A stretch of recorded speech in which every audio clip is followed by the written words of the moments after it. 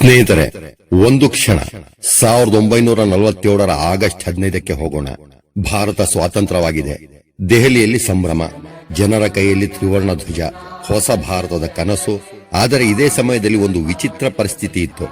ಭಾರತ ಮತ್ತು ಪಾಕಿಸ್ತಾನದ ನಡುವಿನ ಹೊಸ ಗಡಿ ರೇಖೆ ಇನ್ನೂ ಸಾರ್ವಜನಿಕವಾಗಿ ಪ್ರಕಟವಾಗಿರಲಿಲ್ಲ. ಕೆಲವು ಜನರು ಆಗಸ್ಟ್ 15ರಂದು ಎದ್ದು ನೋಡಿದಾಗ ನಮ್ಮ ಊರು ಭಾರತದಲ್ಲ ಅಥವಾ ಪಾಕಿಸ್ತಾನದಲ್ಲ ಎಂಬ ಪ್ರಶ್ನೆಗೆ ಇನ್ನೂ ಸ್ಪಷ್ಟ ಉತ್ತರ ಇರಲಿಲ್ಲ. ಹಾಗಾದರೆ ಆ ಗಡಿಯನ್ನು ಯಾರು ನಿರ್ಧರಿಸಿದರು?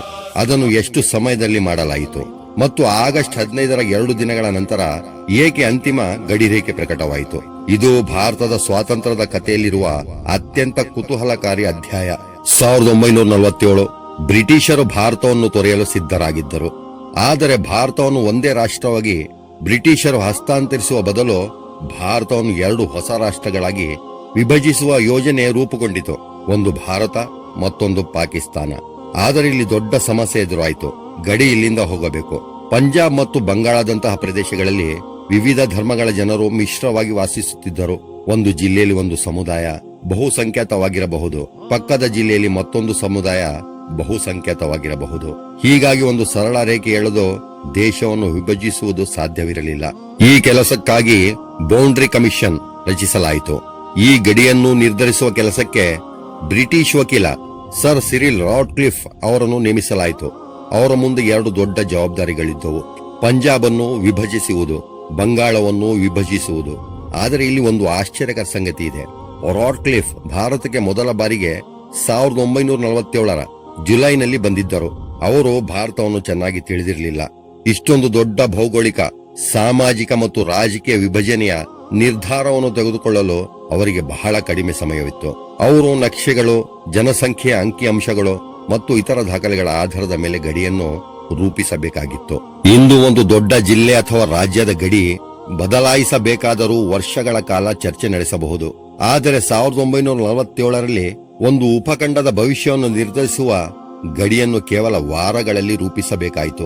ಬೌಂಡ್ರಿ ಕಮಿಷನ್ ಮುಂದೆ ಜನಸಂಖ್ಯೆ, ಆಡಳಿತಾತ್ಮಕ ಗಡಿ, ಸಂಪರ್ಕ ಮಾರ್ಗಗಳು, ಕಾಲುವೆಗಳು ಮತ್ತು ಇತರ ಅಂಶಗಳಂತಹ ಹಲವು ವಿಚಾರಗಳಿದ್ದವು. ಆದರೆ ಪ್ರತಿಯೊಂದು ನಿರ್ಧಾರವು ಯಾರಾದರೂ ಒಬ್ಬರ ಜೀವನದ ಮೇಲೆ ಪರಿಣಾಮ ಬೀರುವಂತಿತ್ತು.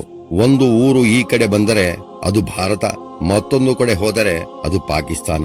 ಒಂದು ಗಡಿರೇಖೆ, ಆದರೆ ಅದರ ಹಿಂದೆ ಲಕ್ಷಾಂತರ ಜನರ ಭವಿಷ್ಯ.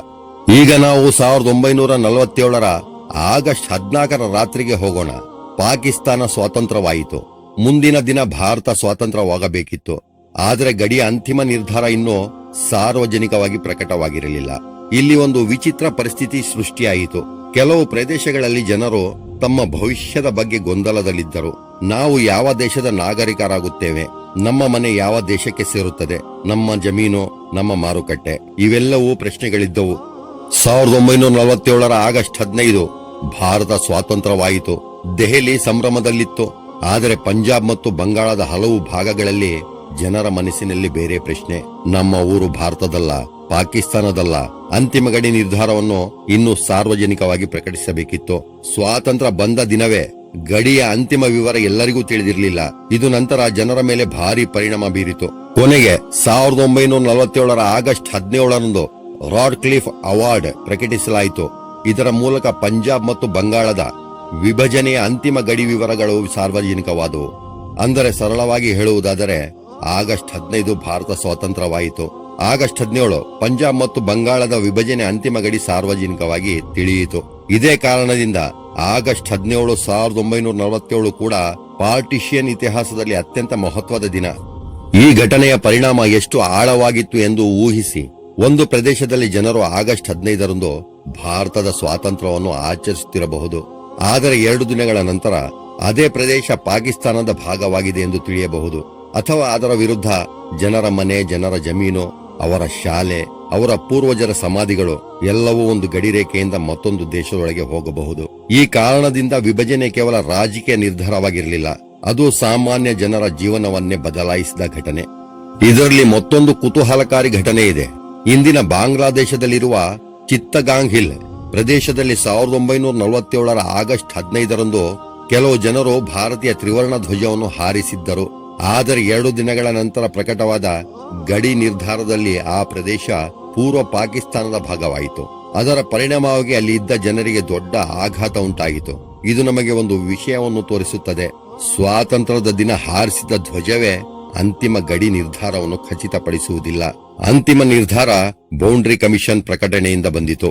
ಈ ವಿಭಜನೆ ಗಡಿಯನ್ನು ನಂತರ ಸಾಮಾನ್ಯವಾಗಿ ರಾಡ್ಕ್ಲಿಫ್ ಲೈನ್ ಎಂದು ಕರೆಯಲಾಯಿತು. ಇದು ಭಾರತ ಮತ್ತು ಪಾಕಿಸ್ತಾನದ ನಡುವಿನ ವಿಭಜನೆಯ ಪ್ರಮುಖ ಗಡಿ ರೇಖೆಯಾಯಿತು. ಆದರೆ ಇದು ಕೇವಲ ನಕ್ಷೆಯ ಮೇಲೆ ಎಳೆದ ರೇಖೆಯಲ್ಲ.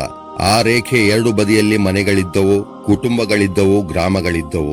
ಶತಮಾನಗಳಿಂದ ಒಟ್ಟಿಗೆ ಬದುಕುತ್ತಿದ್ದ ಜನರ ಸಂಬಂಧಗಳಿದ್ದವು.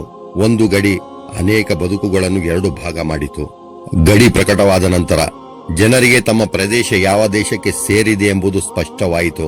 ಆದರೆ ಅದೇ ಸಮಯದಲ್ಲಿ ಧಾರ್ಮಿಕ ಹಿಂಸಾಚಾರ ಮತ್ತು ಭಯ ಹೆಚ್ಚಾಗಿತ್ತು. ಜನರು ಸುರಕ್ಷತೆಗಾಗಿ ಸ್ಥಳಾಂತರಗೊಳ್ಳಲು ಆರಂಭಿಸಿದರು. ಕೆಲವರು ಭಾರತಕ್ಕೆ ಬಂದರು, ಕೆಲವರು ಪಾಕಿಸ್ತಾನಕ್ಕೆ ತೆರಳಿದರು. ರೈಲುಗಳು ಜನರಿಂದ ತುಂಬಿದ್ದವು. ರಸ್ತೆಗಳಲ್ಲಿ ದೊಡ್ಡ ಗುಂಪುಗಳು ಸಾಗಿದವು. ಕುಟುಂಬಗಳು ಮತ್ತು ಮನೆಗಳನ್ನು ಬಿಟ್ಟು ಹೊರಟವು.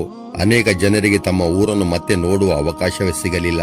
ಪಾರ್ಟಿಷಿಯನ್ ಇತಿಹಾಸದಲ್ಲಿ ಇದು ಅತ್ಯಂತ ದೊಡ್ಡ ಮಾನವೀಯ ದುರಂತಗಳಲ್ಲಿ ಒಂದಾಗಿತ್ತು.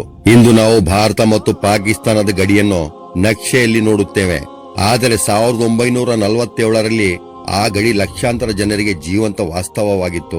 ಒಂದು ಕಡೆ ಭಾರತ, ಮತ್ತೊಂದು ಕಡೆ ಪಾಕಿಸ್ತಾನ. ಮಧ್ಯೆ ಒಂದು ಗಡಿ. ಆದರೆ ಆ ಗಡಿಯ ಹಿಂದೆ ನೆನಪುಗಳಿದ್ದವು, ಭಾವನೆಗಳಿದ್ದವು, ಮನೆಗಳಿದ್ದವು, ಕುಟುಂಬಗಳಿದ್ದವು. ಆದ್ದರಿಂದ 1947ರ ಪಾರ್ಟಿಷನ್ ಅನ್ನು ಕೇವಲ ರಾಜಕೀಯ ಇತಿಹಾಸವಾಗಿ ನೋಡುವುದು ಸಾಕಾಗುವುದಿಲ್ಲ. ಅದು ಮಾನವೀಯ ಇತಿಹಾಸವೂ ಹೌದು.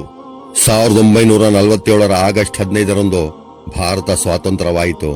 ಆದರೆ ಭಾರತದ ಹೊಸ ಗಡಿಯ ಅಂತಿಮ ಚಿತ್ರಣವನ್ನು ಜನರು ಆಗಸ್ಟ್ 17ರಂದು ತಿಳಿದುಕೊಂಡರು.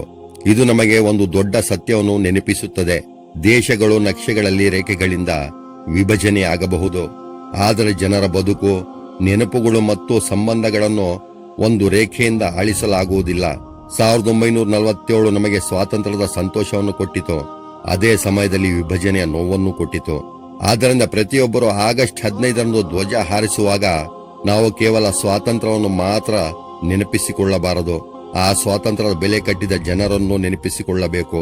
ಇದು 1947ರ ಆಗಸ್ಟ್ 15ರ ನಂತರ ಹೊರಬಂದ ಒಂದು ಗಡಿಯ ಕತೆ. 1947ರ ಆಗಸ್ಟ್ 15 ಭಾರತಕ್ಕೆ ಸ್ವಾತಂತ್ರ್ಯ ಬಂದ ದಿನ. ಆದರೆ ಅದೇ ಸಮಯದಲ್ಲಿ ಲಕ್ಷಾಂತರ ಕುಟುಂಬಗಳ ಜೀವನ ಸಂಪೂರ್ಣವಾಗಿ ಬದಲಾಗಿತ್ತು. ಸುಮಾರು 1,40,00,000 ಜನ ಸ್ಥಳಾಂತರಗೊಂಡರು. ಸಾವಿನ ಸಂಖ್ಯೆ 15ರಿಂದ 20 ಲಕ್ಷ ಎಂದು ಅಂದಾಜಿಸಲಾಗಿದೆ. ನಾವು ಯಾವ ಸಂಖ್ಯೆಯನ್ನು ಹೇಳಿದರೋ ಆ ಸಂಖ್ಯೆಯ ಹಿಂದೆ ಮನುಷ್ಯರಿದ್ದಾರೆ. ಅವರ ಕನಸುಗಳಿದ್ದವು, ಅವರ ಕುಟುಂಬಗಳಿದ್ದವು, ಅವರ ಮನೆಗಳಿದ್ದವು, ಅವರ ಬದುಕುಗಳಿದ್ದವು.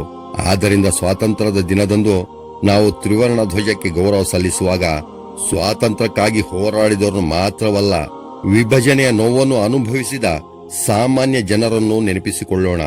ಇತಿಹಾಸವನ್ನು ನೆನಪಿಸಿಕೊಳ್ಳುವುದು ಹಳೆಯ ನೋವನ್ನು ಮತ್ತೆ ಜೀವಂತಗೊಳಿಸುವುದಕ್ಕಾಗಿ ಅಲ್ಲ, ಮುಂದಿನ ಪೀಳಿಗೆ ಅದೇ ರೀತಿಯ ದುರಂತವನ್ನು ಮತ್ತೆ ಅನುಭವಿಸದಿರಲಿ. ಸ್ವಾತಂತ್ರ್ಯ ಅಮೂಲ್ಯ, ಶಾಂತಿ ಇನ್ನೂ ಅಮೂಲ್ಯ. ಜೈ ಹಿಂದ್, ಹಿಂದೂಸ್ತಾನ್ ಜಿಂದಾಬಾದ್. ಇದೇ ರೀತಿಯ ಕುತೂಹಲಕಾರಿ ವಿಷಯಗಳಿಗಾಗಿ ನನ್ನ ಚಾನೆಲ್ ಅನ್ನು ಸಬ್ಸ್ಕ್ರೈಬ್ ಮಾಡಿ, ಲೈಕ್ ಮಾಡಿ, ಶೇರ್ ಮಾಡಿ. ಮುಂದಿನ ಸಂಚಿಕೆಯಲ್ಲಿ ಮತ್ತೆ ಭೇಟಿಯಾಗೋಣ.